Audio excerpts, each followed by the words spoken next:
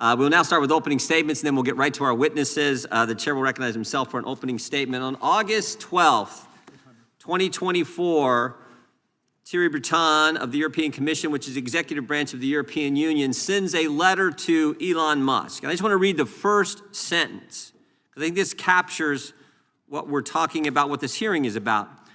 It says, "Dear Mr. Musk, I am writing to you in the context of recent events in the United Kingdom and in relation to the planned broadcast on your platform X of a live conversation between a U.S. presidential candidate and yourself, which will also be accessible to users in the EU." So we've highlighted this first sentence. And I think this first sentence kind of captures it all. Here's someone from the European Commission, the executive branch of the European government, writing an American citizen about an American company and about the American presidential election. And he said the catalyst, the context, the reason he's doing that are events that are happening in a different country, the United Kingdom, not even a member of the European Commission, about an interview that's going to take place between Mr. Musk and the American presidential candidate.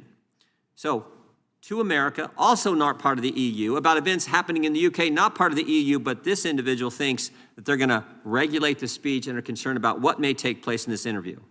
That's the context for all of this. We called this out. We called it what it was: censorship and election interference. The European Commission said, don't worry, Mr. Breton acted alone. Really?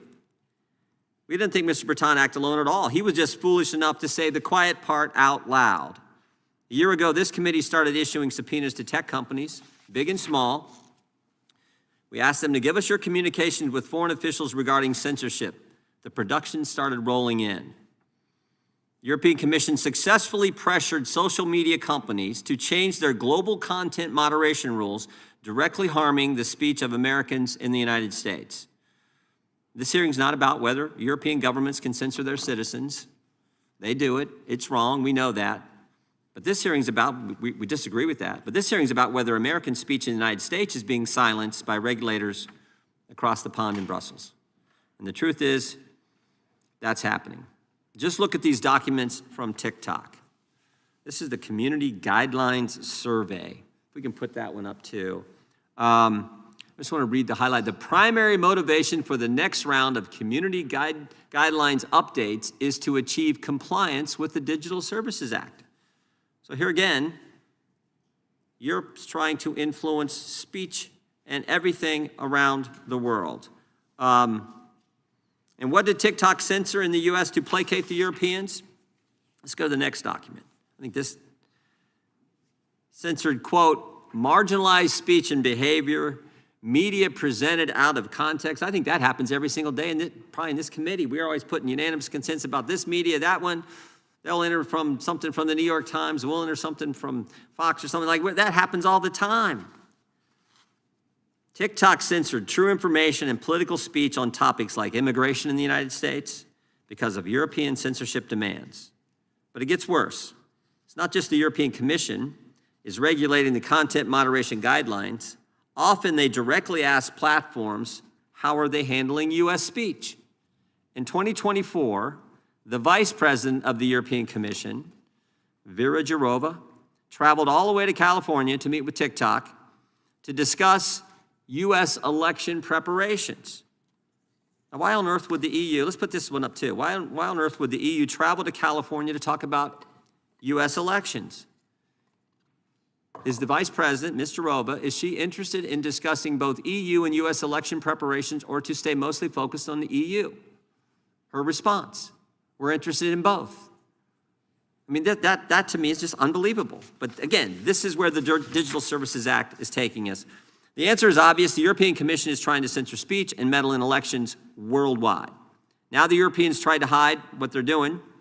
They say that these censorship requirements are voluntary and achieved through consensus. But we don't think that's true either. When the European Commission makes censorship demands, platforms have to listen. Platforms set it themselves in internal emails that we also got with our subpoenas. Let's put this one up too, because I think this again captures it as well. Let's put the next one up there too. Following one, there we go. Yeah, let's just look at the bottom one. The European Commission is opening the Gen AI subgroup under the Code of Practice. I assume we want to join, and of course, then comes the truth. We don't really have a choice. We don't really have a choice. Europeans try to hide what they're doing. They say that these censorship requirements are voluntary, but they're not, they're and achieved through consensus, but we know that's not true, as I said, and platforms have said it in this document. Finally, I just want to say today we have some victims of European censorship. Ms. Rasanen, a doctor, devout Christian and grandmother of 12. She tweeted out a Bible verse and is on trial under Finland's hate speech law. And that's the kind of censorship Europeans want worldwide. Mr. Linehan, I'm sure the left is going to be especially mad at you because you used to be one of them. We had a similar witness. We had a similar witness a couple years ago. Matt Taibbi was part of the Twitter files and exposing what was going on there. He was and probably still is left of center, but he stood for free speech, sat right where you guys are sitting. And here's what happened to him. Democrats called him a so-called journalist. They asked him to divulge his sources in the middle of that hearing. After the hearing, they tried to criminally refer Mr. Taibbi. And here's the kicker. During the hearing, while he's sitting there testifying, the IRS was actually at his home knocking on his door while he was testifying. You talk about intimidation.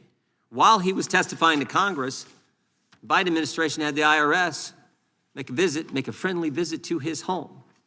So we appreciate you being here as well. I don't think that's going to happen today because we have different folks in the White House. But we appreciate all our witnesses here. We will get to you in just a few minutes. But first, I'm going to yield to the ranking member for an opening statement.